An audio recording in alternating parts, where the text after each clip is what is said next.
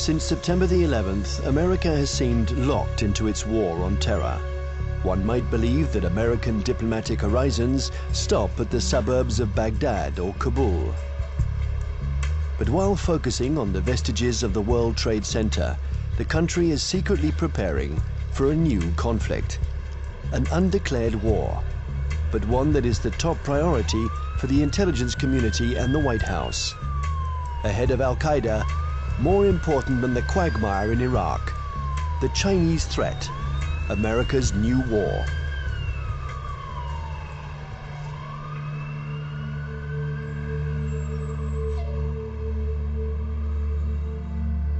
They have a term they call comprehensive national power, which is economic, political, military, all together, cultural. And they say this is the essence of China. This is the time for China to rise. Our time has come. This is the Tang Dynasty again. We are a great power. We are a world power. They are playing the old Sun Tzu game, winning the fight without firing a bullet, or that isn't what Sun Tzu said, but win the battle without losing men. That's the best way of winning. And I think they're very conscious of this, but they're willing to fight.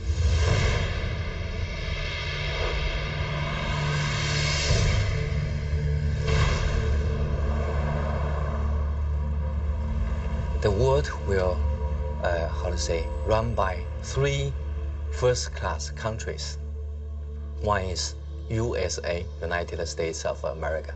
Another is USE, United States of Europe. Then the Greater China.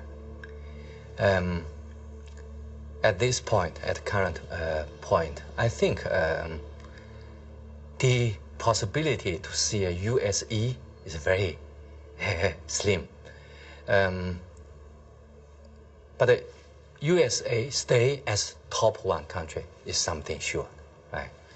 And as for the possibility of Greater China, the possibility is something in between. Right? So I tend to think Sino-US relations will be one of the most important bilateral ties in the coming years. And this bilateral tie will decide the nature of international relations in 21st century. If this bilateral tie is confrontation-oriented, then the whole 21st century will be bound by confrontation.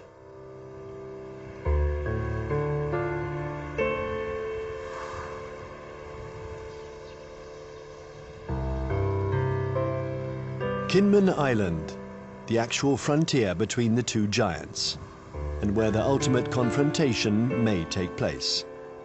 This little island belongs to Taiwan, but it is only 2 kilometers from the Chinese coast. From here, one can see the inaccessible banks of Fujian province, where hundreds of ballistic missiles point at Taipei.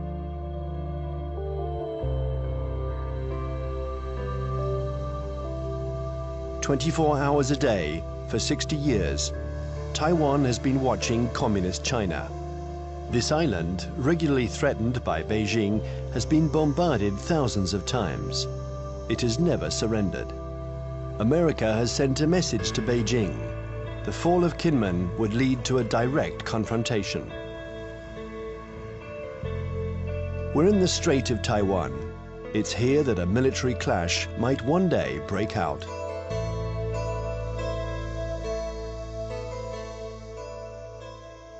Taiwan is one of those emotional hot-button issues, the way Jerusalem is to Palestinians and Israelis, the way Kosovo was to the Albanians and Serbs.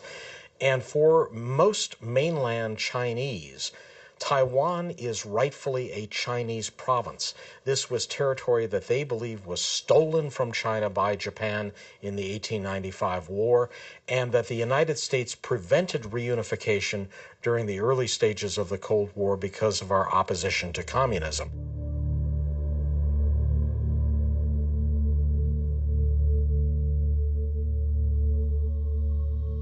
In 1996, here in the Straits of Taiwan, China and America engaged in their biggest military standoff. The ongoing elections in Taiwan annoyed the regime in Beijing. So the Chinese army decided to launch huge military maneuvers to test the Americans' reaction.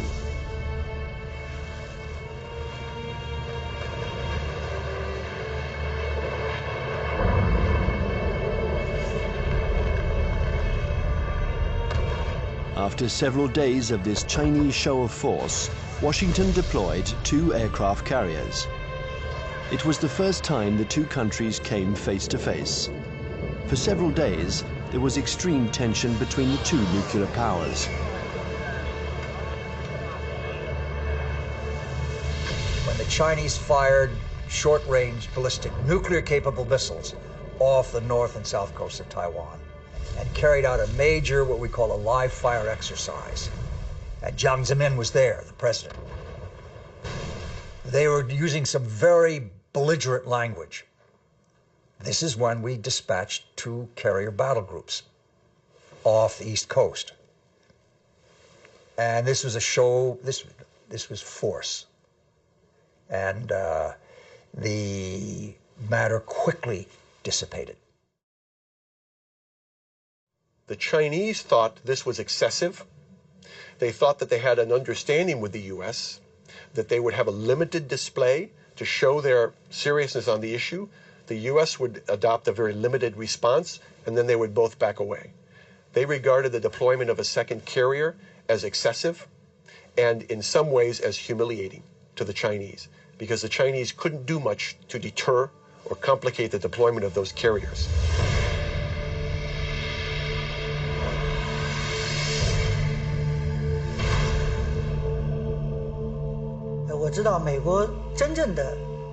I know this story well, and I can tell you that the truth is very different from the American propaganda. I was there in 1996.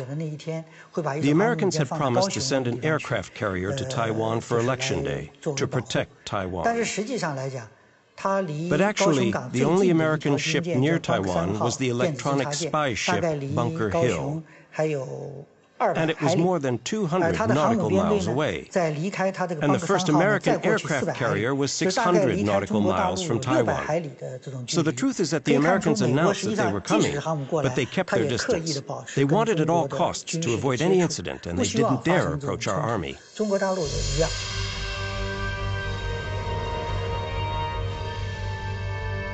Even if the Americans didn't take much of a risk, in the eyes of the world, they reaffirmed a sacred principle of their foreign policy. They support Taiwan. And they will continue to do so, regardless of China's growing power. I think believes Taiwan is very important for a number of reasons, not to mention the fact that it's our 8th largest trading partner, our 6th largest market for agricultural goods. It's one of America's most important sources of high-tech semiconductor products. Even though they're imported to the United States via China, they're made in Taiwan. But that, of course, isn't the only thing. The real reason I think America has a commitment to Taiwan is because Taiwan is a democracy. It is, in fact, the most vibrant and dynamic democracy in East Asia. And it's a democracy that came to fruition under the pressure of the U.S. government, primarily the Congress, after 40 years of very tight authoritarian rule by a regime that came from mainland China. I think, however, the real reason that the United States, especially the Pentagon, is so concerned about Taiwan is that it has been a very strong defense and intelligence partner for the last 50 years, including the last 30 years since the breaking of relations with the Republic of China on Taiwan. We have still maintained a very strong defense relationship and a very strong intelligence collection relationship with Taiwan. I would say the United States is committed to Taiwan. This goes back historically a long, long way. World War II, we were there. And we were looking for a strong, unified, democratic China. Well, we got 2/3 of it. Strong and unified, not democratic. Now we're calling China a responsible stakeholder. We've got half of it. We've got a stakeholder, but not a responsible one yet. The U.S. feels that we have an obligation, legal, moral, to Taiwan, that we cannot stand idly by and let this be taken over by what looks like an authoritarian, communist-influenced power. This cannot be.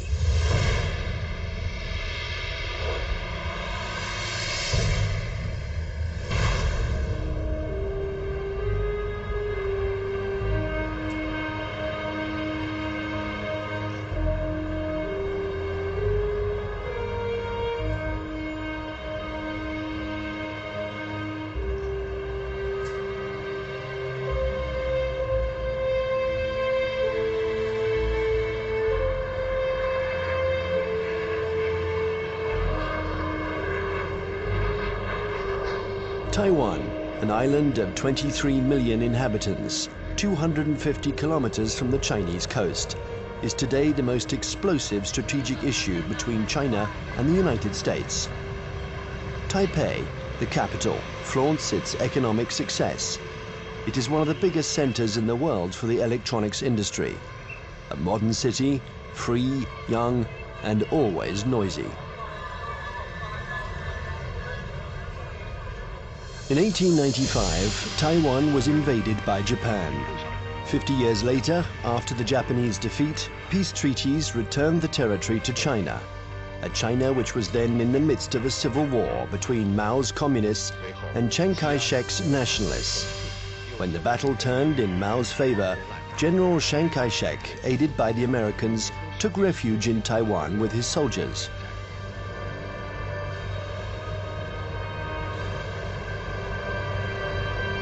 Since then, two Chinese governments have coexisted. In Beijing, the communist regime that controls the entire mainland. And in Taipei, the nationalist regime, having become little by little a democracy, calling itself the Republic of China, which rules only Taiwan. Officially, these two governments both claim to be the legitimate representatives of all the Chinese. Taiwan is not recognized as a state by the UN. Only 20 small countries maintain diplomatic relations with the island. A fragile independence, while Beijing still considers Taiwan as the 23rd province of the People's Republic, a rebel province that the regime intends to reunite with the motherland. I would say two major motivations. There are many others, but two major ones. The first one is national pride, unification of China. They are committed to this. This is a strong emotional drive in China. And you don't downplay it. It's real. It's powerful. The second is strategic. They know through history, if Taiwan is in unfriendly hands, that China is very badly affected. If you turn the globe around, and if you were the Navy commander of the Chinese armed forces, then you will see the only way to protect my coastline is to extend our defense and power projection capability far away from our territory. Why I need to do that? Because the economic center, financial center, education center, production center of today's China is all on the coastline.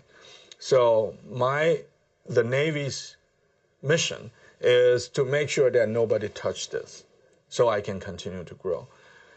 To go out, you have a big stone right there. You can go other places, but there is a stopper, a stone blocking your way, and that's Taiwan.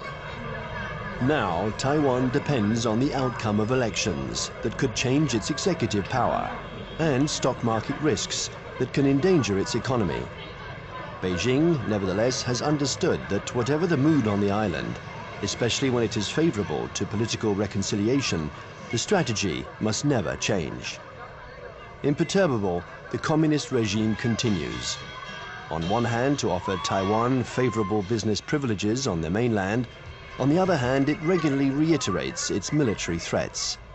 If the Taiwanese are too insistent about their desire for independence, they're going to have to fight for it. Whatever Taiwan's political tendencies, Beijing's position doesn't change one iota.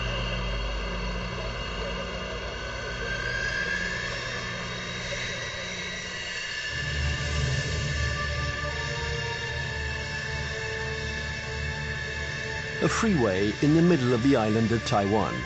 In a few minutes, it has been transformed into a landing strip. The population watches this military exercise.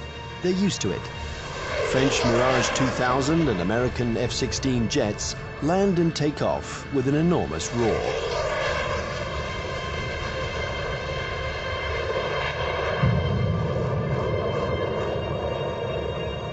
Faced with the uncertainty of American support, Taiwan organizes its own defense. Everyone knows that the airports will be the first target. Strategists on both sides of the strait affirm that the war will first begin with an air battle.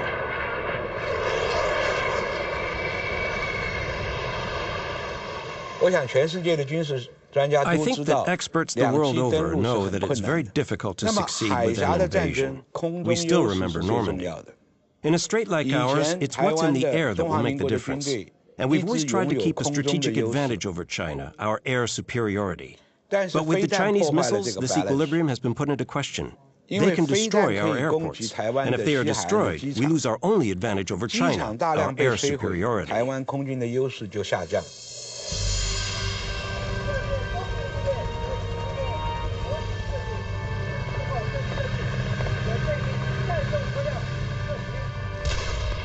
Taiwan's military power is concentrated in its air force, but also in special ground forces. They are training to face the Chinese People's Liberation Army. In the event of a conflict, they expect elite Chinese troops to parachute onto the island to attack strategic targets. Every Taiwanese people here knows that when the war comes, Taiwan is going to take the first bullet. We are going to take the first bullet, and probably we're going to take the bullets continue for about 2 weeks until a month, until that the United States coming. And there's no way the U.S. will come here to fight a difficult fight. If they really want to get involved, it's better for them that to wait when the Taiwanese people, we are wearing down the Chinese elite troops and give them the huge number of the sacrifice. And then the U.S. can come in and clean out the battlefield and win an easy fight. Everybody in Taiwan knows that.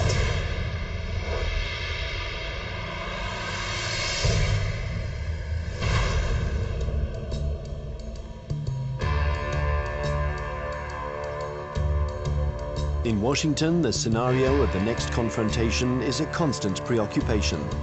They know that Chinese military power has increased significantly. But how the Pentagon will react in case of a new Taiwan crisis remains a mystery. It's certainly not automatic, the support for Taiwan. It never has been. The United States has always maintained a policy of so-called strategic ambiguity, in which neither Beijing nor Taiwan can know clearly what the U.S. response might be under any given set of circumstances. I think that 10 years later, from 1996, the missile crisis in the Taiwan Strait, to 2007, we would approach the Taiwan issue with a little bit more caution. We would approach the Taiwan issue with a lot more caution. What this means, I think, is that we would be probably resupplying Taiwan by air. We probably would put a active duty military contingent on Taiwan rather than risk putting our ships in harm's way. Coming away from this crisis, the U.S. has concluded that I think there's been problems in what they've concluded. The U.S. has concluded that the Chinese were somewhat intimidated by the U.S. deployments, and that in fact they now know the U.S. is very determined to use force if necessary to ensure peace and stability in the Taiwan Strait. In fact, however, I don't think the Chinese were all that intimidated by the deployment of the carriers. What they were is it strengthened their resolve to acquire capabilities so that they won't be intimidated in the future.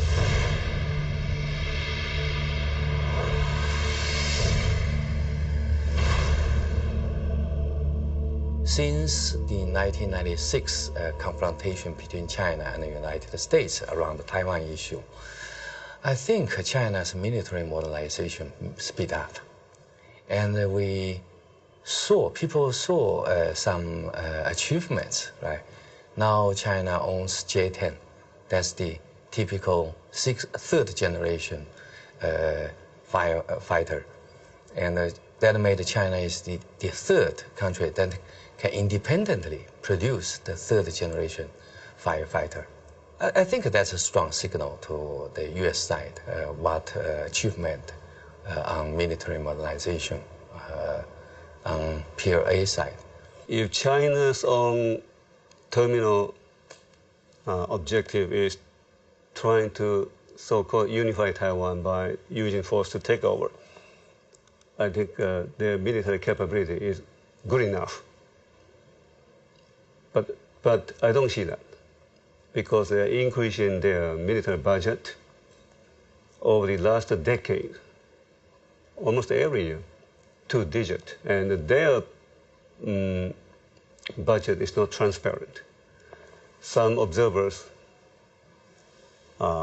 calculated, they said, well, in fact, the real number could be triple or double the current budget that they made it public.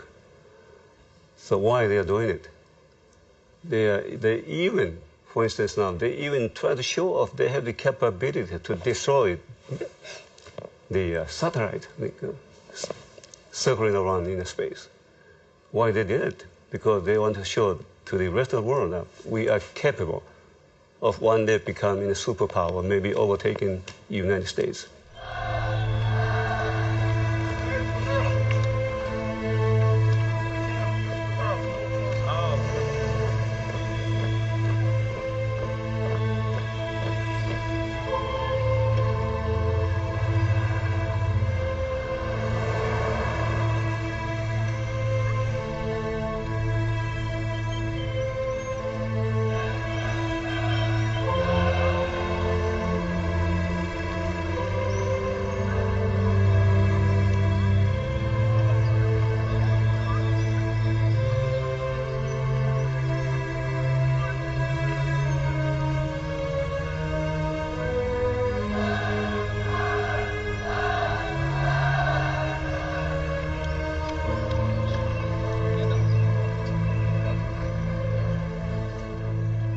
Frankly speaking, the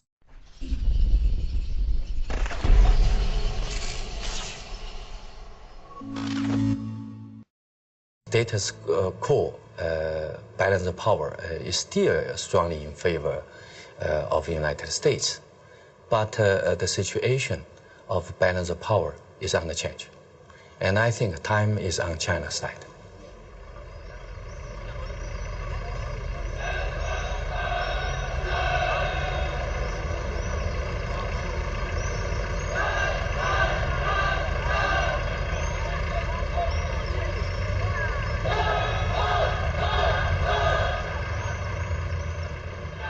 Since the 1996 crisis, the United States and China have often had occasion to test each other's resolve. Small conflicts, sometimes public, sometimes secret, that can be understood today as a pattern of confrontations between the two powers. On May 7th, 1999, in the midst of the Kosovo War, NATO bombed the Chinese embassy in Belgrade. 3 Chinese people were killed. NATO claimed it was a military error. CIA had apparently furnished the wrong maps. In answer to this provocation, the Chinese organized mass demonstrations in front of American embassies.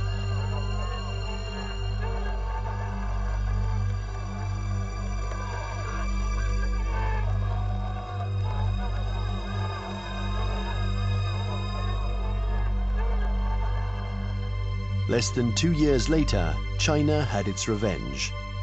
The 1st of April 2001, an EP-3 took off from its base in Japan. It's a spy plane that flies regular electronic surveillance missions along the Chinese coast.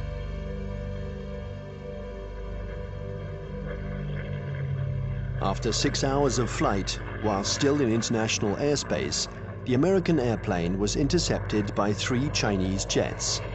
This had been going on for some months. The Chinese planes came within a few meters of the American plane, a little game that the pilots were used to. One of the Chinese pilots was Wang Wei, and the crew of the EP-3 knew him well. He had already shown through his past interceptions of U.S. aircraft that he was willing to take some very serious risks in coming very, very close to U.S. aircraft. They knew him well. Smart Alec, hot dog we call him. He's in the thing and screw you, and he comes up like this. Well, he comes a little bit too close.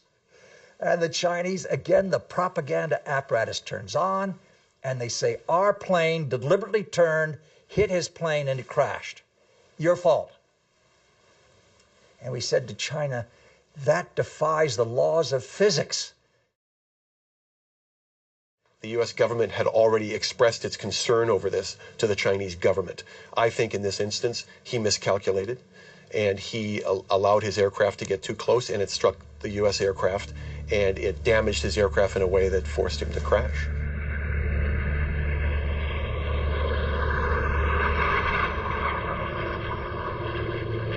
The Chinese jet plunged into the sea.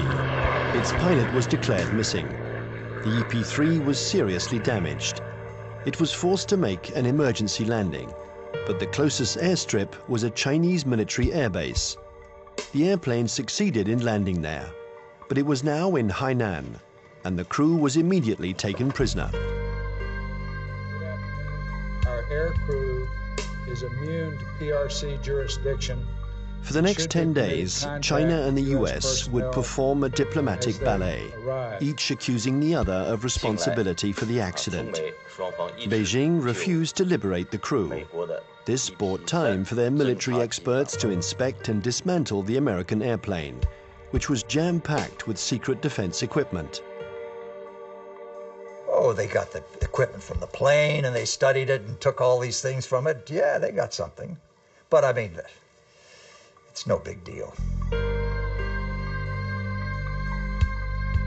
Finally, 10 days later, a letter from the US ambassador apologized for the death of the Chinese pilot, and the crew was freed. What was left of the EP-3 was loaded onto a huge Antonov transport plane. Direction, the United States.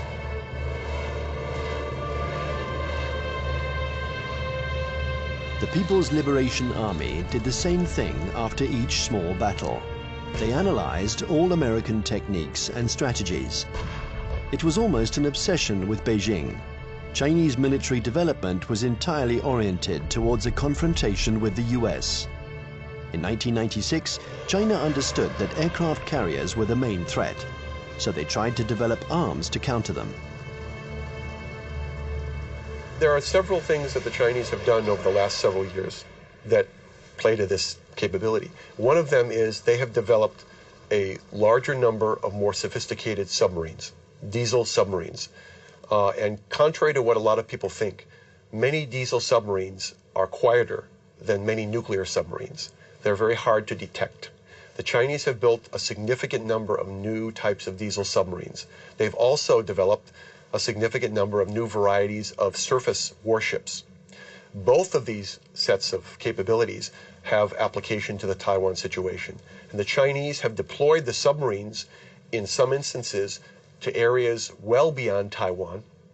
They've deployed them around Guam, which is now becoming an area of increased U.S. military presence in the Pacific. They've shown by doing this that they have the capability to deploy submarines into far deep water areas.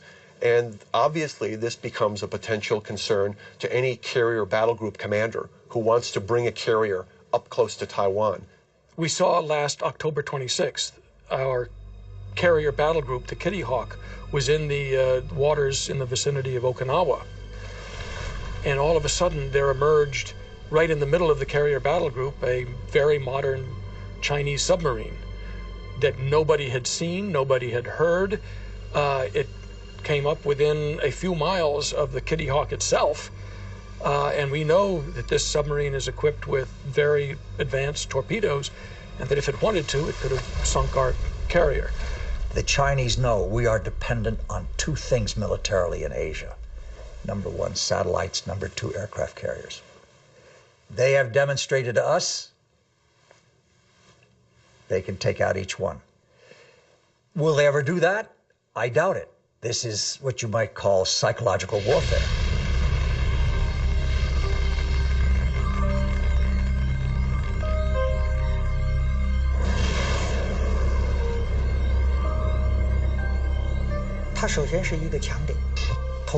Satellites are an American strong point. But if you look closely, they can also be a weak point. The U.S. relies on satellites to control their entire communications network, and that's a weakness. Today, and we were able to verify this during the last conflicts, the American military depends too much on its electronics and satellites. This dependence reminds me of the Greek legend. The powerful Achilles, who was invulnerable, except for his heel. And satellites are a little like the American Achilles heel. The 11th of September 2006, the People's Liberation Army launched a missile that destroyed one of its own satellites. The explosion in space was obviously immediately detected by the Pentagon. There was consternation in Washington. Nobody had anticipated this Chinese initiative. The Chinese have had an anti-satellite program for some time now, and it's designed primarily to, again, to deter the United States or to complicate U.S. decisions in the event of a crisis. So yes, I think the recent shot by the missile to fire against their own satellite and shoot down their own satellite was designed to convey a signal to the United States about the fact that the Chinese are not simply going to sit back, in their view, and allow the U.S. to have predominant influence. They are going to try to influence the situation, in this case, in sort of an asymmetrical way, by threatening what is regarded as one of the critical areas of U.S. surveillance. The Chinese army has also developed another system to blind American satellites. These are giant lasers that don't destroy them, but blind them enough to make them useless. This isn't science fiction, but a technology that is already in use. And then there exists a still more terrible weapon, a weapon that the Americans and the French have already mastered. Its development was a priority for the Chinese army. The Chinese have followed very closely the American dependence on the electromagnetic spectrum, the use of communications and networking among satellites and ships and command systems to fight a war.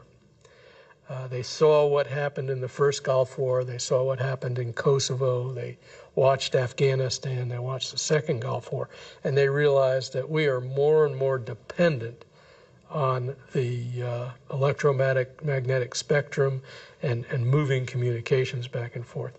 And an electromagnetic pulse, which is produced by detonating a nuclear weapon, usually fries transistors and stops that kind of communication. An electromagnetic impulse weapon uses a nuclear explosion to generate an electromagnetic wave. When this wave hits boats or planes, it instantaneously destroys all electronic equipment. No one dies, provided they are far enough away from the nuclear explosion. But the American battleships, totally dependent on electronics, would immediately be disabled.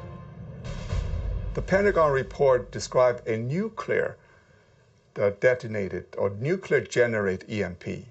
I asked people in Pentagon, why don't you say they have conventionally generated EMP? They say, we don't want them to know whether we know them.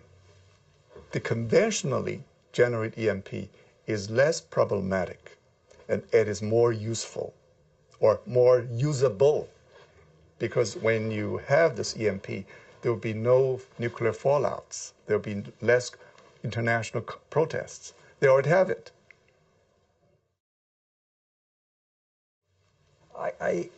Yes, it is like shooting down the satellite, getting the submarine under the aircraft carrier, EP-3 incident off Hainan. It is, look, we mean business. You pay attention to what we're doing.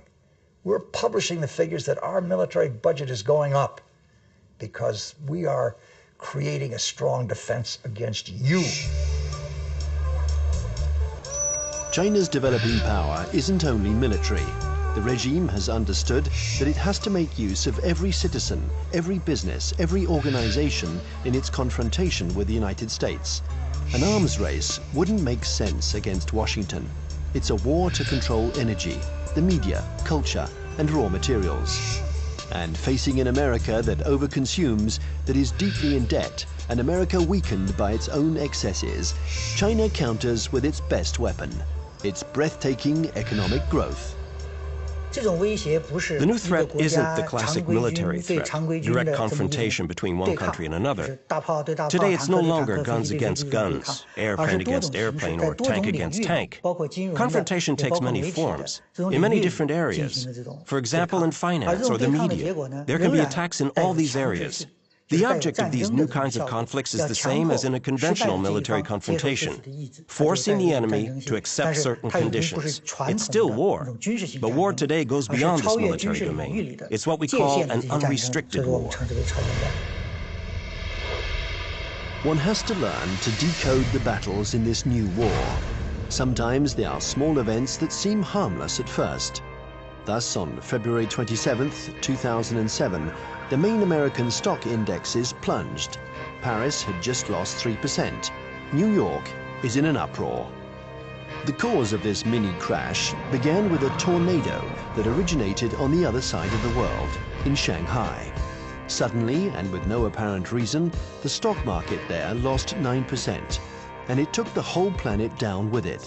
Nobody really understands what happened, but in New York, they pondered the lesson. China had just shown that it could use its new economic power to destabilize its adversaries, above all when they are weakened, like the United States, by the subprime crisis. Beijing uses economy in several ways. First, by influence.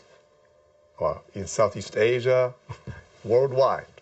They invest money when the leaders visit that capital. Then they sign some agreements. The second is what you said. They would only hint at something they might do. For instance, the now 1.2 trillion US dollars foreign reserve of China as of the end of March 2007, 40% of them are deposited in United States Treasury bills. So if Beijing decides to transfer that to euros, it will be very painful for the United States. But Beijing doesn't need to say. It only hints here and there. And Washington feels a big headache.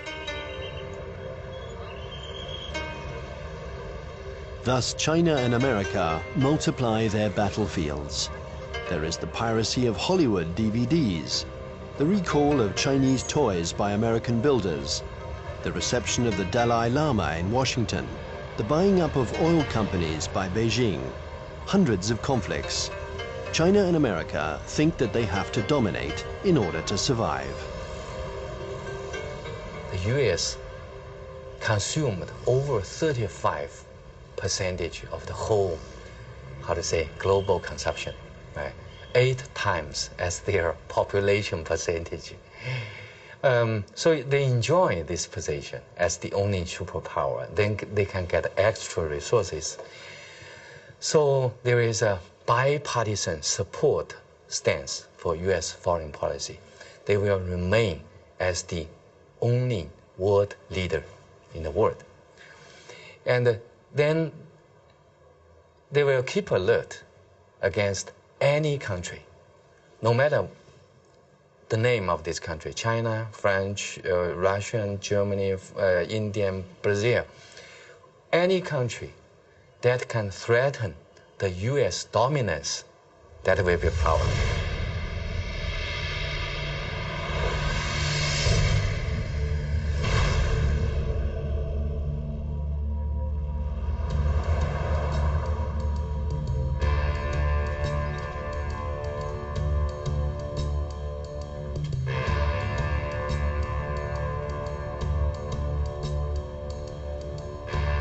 In Washington, China has become the major preoccupation of every administration.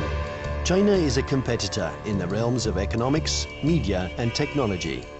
World hegemony is no longer measured by the number of nuclear warheads.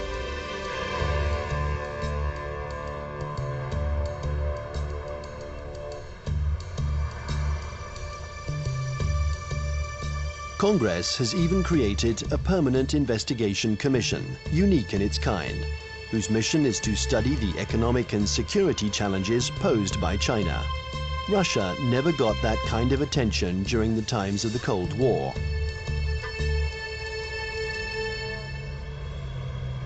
There is a global plan from China. They have two.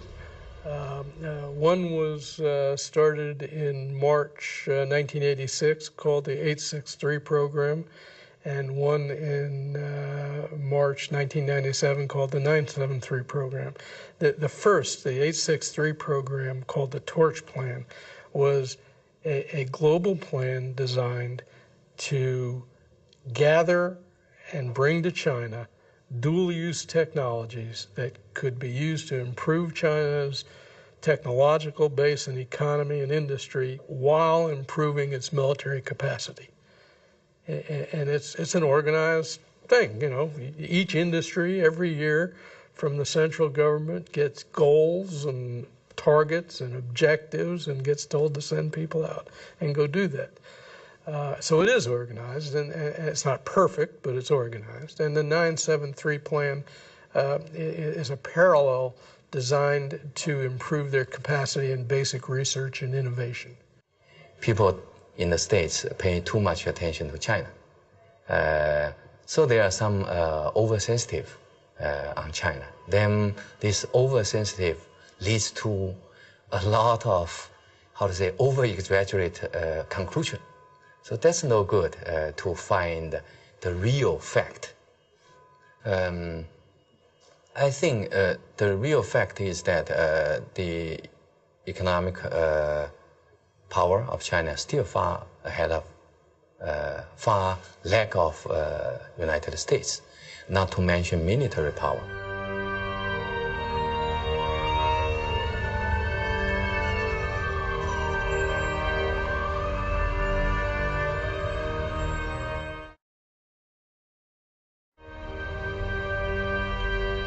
If the French Foreign Intelligence Collection Service goes to a student and says, while you're at Tufts University, we want you to go over to some laboratory and gather this, the student can say, I'm busy. It's going to interfere with my dissertation.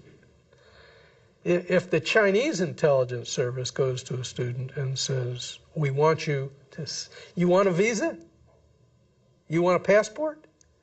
When you go to the United States or to France, you will write a dissertation on this, you will work on this project, and you will report back to us, or you'll never get a job in China, or your family will lose its house.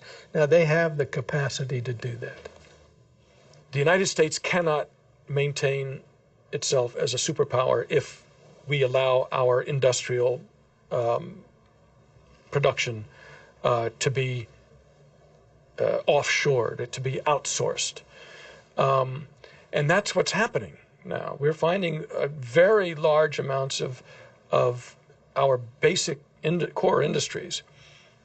And I don't mean just like steel. Steel is one of them, copper, basic, resources. But things like semiconductors.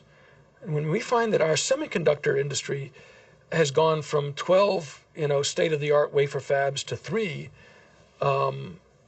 because more and more are being built in Taiwan and Japan and, well, not in Japan, in South Korea. And in China, if we're allowing our, state-of-the-art, cutting-edge electronic science and technology research and development move to China,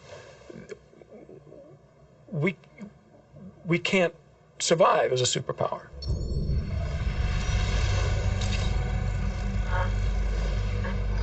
This technological war culminates in cyberspace. China and the US have armies which are developing cyber soldiers who spy on or attack each other's computer networks.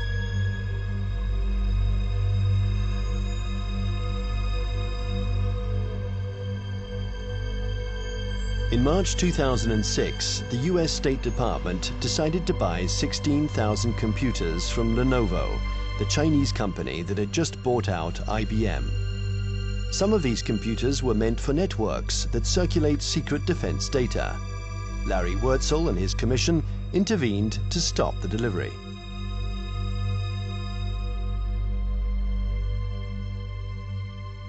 Having been an intelligence officer for a lot of years, 25 years in military intelligence, and having also for a part of that time worked on counterintelligence and signals intelligence, communications intelligence, that I knew it was technically possible to alter or embed either software or even hardware into a computer that would allow someone access to a whole network.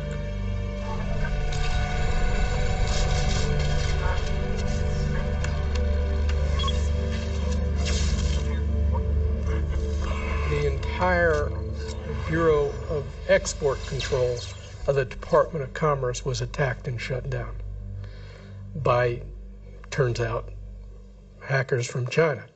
The State Department itself lost a bureau and all its computers by hackers from China.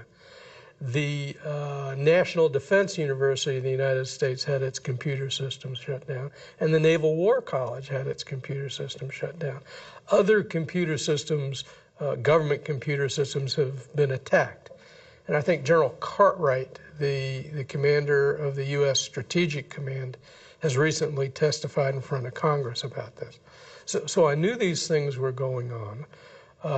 There's more going on that we learn about on the Commission because we do have access to classified information. I can only say that in many cases, the United States knows these attacks are coming from China and knows that they're coming even from specific organizations in China. But I can't go into the details on who. The war on the internet is as old as the internet itself. And one can't say that this was a Chinese invention. In America, the CIA and NASA employ 25,000 people to work on the internet. They have the largest internet surveillance and listening centers. So it's true, war exists on the internet. The war has begun without a single missile being fired, without the world noticing. The war has begun in all of these new technologies. Many civil technologies also have military applications. This is especially true of the entire electronics industry and the internet. They're new battlefields in an unrestricted war. The media, finance, business, all these are included. It's a war because there is real antagonism, and both parties try to take advantage of their adversary. It's a new form of war, the unrestricted war.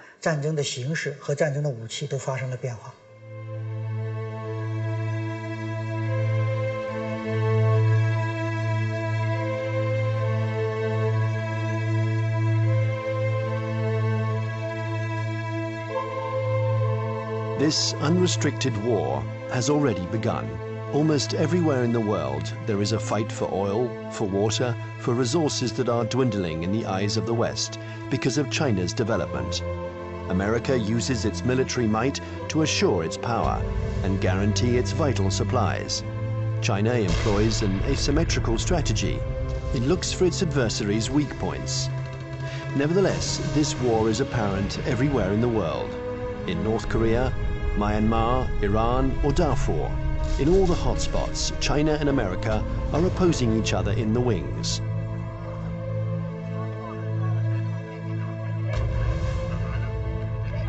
remember the words of Deng Xiaoping: there cannot be two tigers on the same hill.